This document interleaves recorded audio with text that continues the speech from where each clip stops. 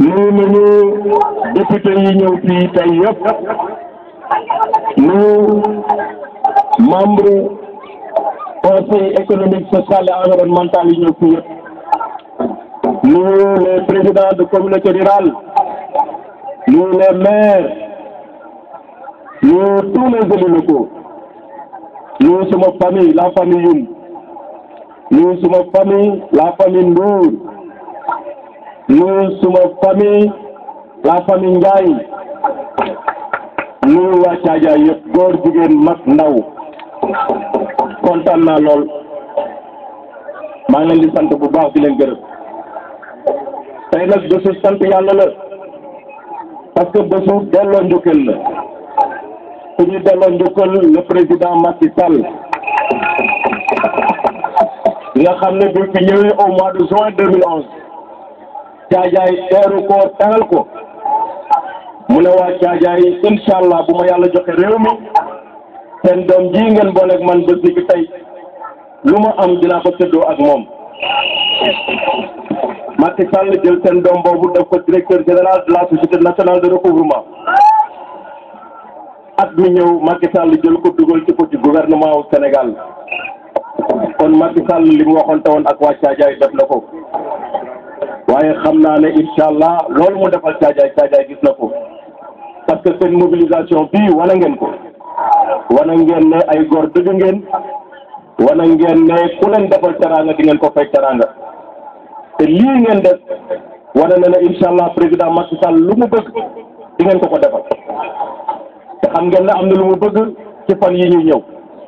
au mois de juin 2014 dafa am ay élection locale yi am ci Sénégal. xam ngeen ne pouvoir central il faut mu mën a defante ak pouvoir local sinon dara du dem pouvoir local boobu nag Macky Sall moom moo jël ci ay cëram jox ko pouvoir local bi pour ñu mën a doxal pouvoir boobu la bëgg a diisool pouvoir boobu la bëgg ay nitam ñu nekk ci téye ko ndax xelam mën a dal li mu yéene Sénégal mu mën ko liggéey loolu nag. bu ñu ko xamee président Macky Sall defal ñu lii bu ñu sant yàlla ba pare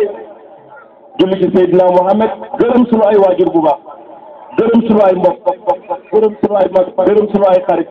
gërëm suñu ay andi jàmm parce que lii bu ñu ko defalee Oumar Youm defaluñu ko Oumar Youm moom rek dañu ko defal Caajaay dañ ko defal Jegem dañ ko defal askanu département de Mbour bi yëpp kon loolu dama bëgg ngeen xam ne cër bu rëy la. te cër nag teraanga moo koy fay ñu fas yéene incha allah lii président Macky Sall bëgg mooy déjà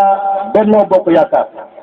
di nga xam ne du mu soxlaa réew mi di ko uti au deuxième tour ñëpp dañu ànd ak seen ngor ñi jël seen xaalis ñi jël seen temps ñi jël seen alal ñi jël seen oto topp ko ba deuxième tour ñu fal Macky Sall 65% du suffrage universel lu musul am ci Sénégal. ñuy dem élection législative président Macky Sall ne ñii duñ ma gën a gore damay ànd ak ñoom séddoo liste élection yi nga xam ne liste député yi la loolu la def ñu séddoo ko dem coalition Benno Bokk Yaakaar yàlla mi nga xam ne dara taw ko jàppale ñu ba ñu jox ko majorité assemblée nationale. tey élection yi di ñëw muy élection locale dama jàpp ne nit ki boo ko soxlaa dem andi ko mu jàppale la. wax dëgg waroo xool nag suba ngeen am ay jafe-jafe seen diggante te gore bi mooy nit jàppale la nga am beneen yoon ngeen di war a wuti nga fuyu ko loolu bokkul ci éthique bokkul ci moral te ku ne xam na ne nag wax dëgg yàlla Benno Bokk Yaakaar jàmmal na président Macky Sall parce que tey gis ngeen ne opposition amu fi tranquillité publique moo fi am tranquillité politique moo fi am parce que dara yëngatuwul parce que ñu waroon yëngatu seen i laaf tooy nañu kon loolu nga xam ne nag moo dalal xelu président Macky Sall ba nga xam ne Sénégal tey stabilité politique bi mu nekk ñëpp ñu ngi ko koy roy wax dëgg yàlla suñuy bëgg-bëgg bopp kese waru koo yàq kon damay ñaan waa Benno Bokk Yaakaar parti socialiste AFP LD MPT PIT APR le grand parti le jeune mais le grand parti ñu jàppool ñun ñëpp bokk nay bokk bàyyi wax dëgg yàlla ku ne xam nga cër bi nga war a mérité ñu jox la ko yéene la ko ànd ak yow gunge la ba suba bu la yàlla joxee cër boobu nga mën ko séddoo ak ñoom ñun nag fii ci Thiadiaye Benno Bokk Yaakaar commencé na modéliser l'exemplarité d'un accompagnement dans le cadre de Benno Bokk Yaakaar te incha allah ci ay fan yu néew dinañ wane ne ñun ay gor lañu dinañ wan ne ñun yëgante nañu Yérim Faye secrétaire général du parti socialiste waroon na ñëw fii taxaw wax mais xam na contrainte de temps yi ñu am Paul Sène le grand responsable de CSN celui qui a gagné dans le département au premier tour la communauté rurale de CSN pour le compte de l'APR et du candidat de l'APR et là waroon na taxaw fii wax mais contrainte de temps yi moo ñu andi docteur Diba le membre fondateur du parti l'APR à Mbour dans le département avec feu Kamar Sène yal na ko yàlla yërëm mu ngi fii waroon na taxaw fii wax ci liste orateur yi Samba Dieye waroon na taxaw fii wax ci liste orateur Alpha Samb responsable du parti démocratique sénégalais secrétaire général adjoint de Baragaye de l'UJTL qui a démissionné pour rejoindre son frère Oumar Youm au niveau de Nguéniène avec plus de 10 conseillers ruraux waroon na taxaw fii wax mais temps bi moom moo tax mais xam nga Serigne Touba nee na bu wax nekkee xaalis noppi dafay nekk or loolu lañ jëndee tey lii ñu xam ne ñun ñëpp ñoo bokk Aliou Faye qui est le PCR de la communauté rurale de Sandiara a parlé au nom de tous les élus locaux ñu ngi koy gërëm di ko sant bés bii nag comme niñ ko waxee ñaar fay moo ko waral parce que ñaar dafa nekk nit ku baax nit ku jub nit ku digne nit ku mën a joxe cër un séeréer pur sang bi mu demee ba président Macky Sall nommé ma ministre mu ne ma sawaay man amatuma droit tey ma nekk doomu jegem di la xeex wala nga may dégg feneen pour ci tawet parce que cër bii président jox la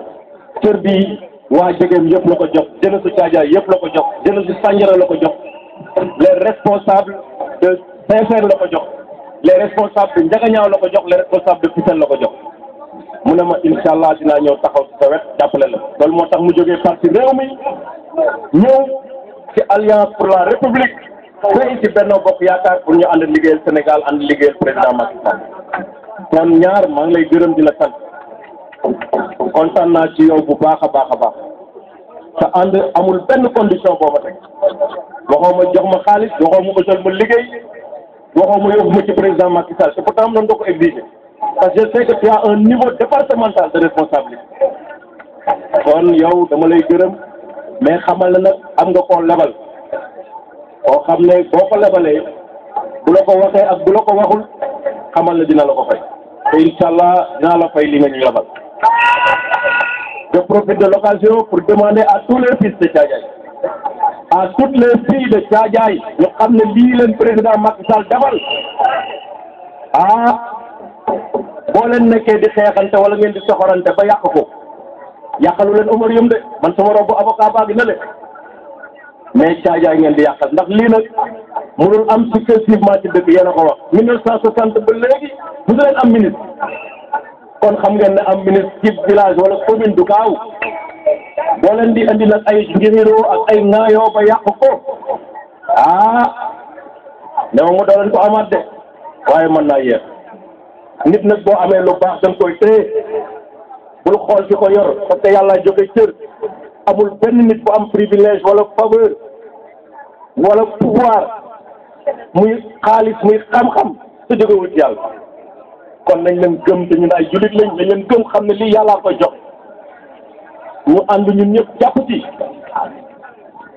te buñ ci àndee jàpp ku nekk mu ci gis sa bopp man loolu laay ñaan doomu Thiadiaye yëpp li ci des nag mooy ñaar dañu góorgóorlu Thiadiaye séeréer yow lañ ko dégg incha allah fogole séeréer o foog jegem mais si naanu na paax ñu leen di nuyu bu baax leen gërëm di leen sant ce que je voulais dire aussi en français cet événement coïncide avec l'anniversaire de l'an 2 Macky Sall au pouvoir. En prenant le pouvoir, vous avez vu la situation dans laquelle le pays était plongé. Un pays en fragmentation en tout point de vue, des syndicats insatisfaits, des élèves en grève, des finances publiques déséquilibrées, pour ne pas dire perturbées. La corruption avait gangréné ce pays. La gabegie avait fini de prendre ses places et ses quartiers dans l'économie nationale. Nous sommes venus dans une situation très difficile, où la mission principale était une mission de redressement et de sauvegarde pour parer aux urgences des inondations, pour faire face à l'urgence de la campagne agricole, pour faire face aux vivres de soudure. Nous avons tenu tête. Nous avons trouvé ici un taux de croissance de 2% en 2011, avec un pays qui était en recul, pour ne pas dire aux arrêts, du fait des violences qui avaient précédé la campagne électorale de 2012, par l'entêtement d'un vieillard de 90 ans qui voulait avoir un troisième mandat. Nous avons tenu tête, nous avons redressé le pays. En 2012, nous avons eu un taux de croissance de 3,7%. En 2013, nous avons eu un taux de croissance de 4,6%. Nous projetons d'avoir un taux de croissance de 5,6%. Le pays avance, la croissance repart. Nous avons retrouvé notre souveraineté budgétaire. Les fondamentaux économiques ont été stabilisés. Sur le plan social, nous avons un plan, la vision du chef de l'État. Le social est au cœur de cette vision. En témoigne la couverture maladie universelle. En témoigne les bourses de sécurité familiale. En témoigne la gratuité des soins. Pour ne citer que ces œuvres sociales qui ont été engagées par le chef de l'État sur la base d'une économie des dépenses publiques, des réserves sur le téléphone, sur l'eau, sur l'électricité, sur les emplois fictifs qui nous ont permis cette année, en 2013, d'avoir 60 000 emplois. Nous projetons d'avoir en 2014 plus de 100 000 emplois. Nous sommes sur la bonne voie. Le Sénégal est un pays stable. Toutes les compagnies internationales l'ont bien noté en disant que le Sénégal est un pays stable, plus paix, parce que simplement les finances publiques sont hautement maîtrisées. Il nous reste maintenant, nous, Sénégalais, parce que le développement, ça vient de la gouvernance. Ça doit être inspiré par les dirigeants, mais aussi les dirigés, c'est-à-dire les gouvernés, doivent comprendre qu'ils ont un rôle à jouer. C'est un dialogue, c'est un dépassement, c'est un engagement des citoyens qui doit coïncider avec l'engagement de l'État du Sénégal et des dirigeants du Sénégal. Et le président Macky Sall a une forte volonté de développer ce pays. Nous qui travaillons à ses côtés, nous constatons tous les jours sa détermination à faire face aux défis qui interpellent notre pays. Mais nous avons aussi, nous, des défis à relever en tant que citoyens. Des défis de la ponctualité, des défis de l'engagement, des défis du respect de la citoyenneté et des valeurs républicaines. C'est ça, dans la synergie, qui fera le développement du Sénégal. L'acte 3 de la décentralisation est passé aussi par là. D'autres réformes suivent. Le plan Sénégal émergent est un témoignage de satisfaction des pouvoirs financiers internationaux. 1800 milliards étaient demandés. Nous avons pu avoir 3900 milliards en 2 journées. Cela veut dire que la communauté internationale, la finance internationale a confiance au chef de l'État. La finance internationale a confiance au Sénégal. Il appartient aux populations du Sénégal de relever ce défi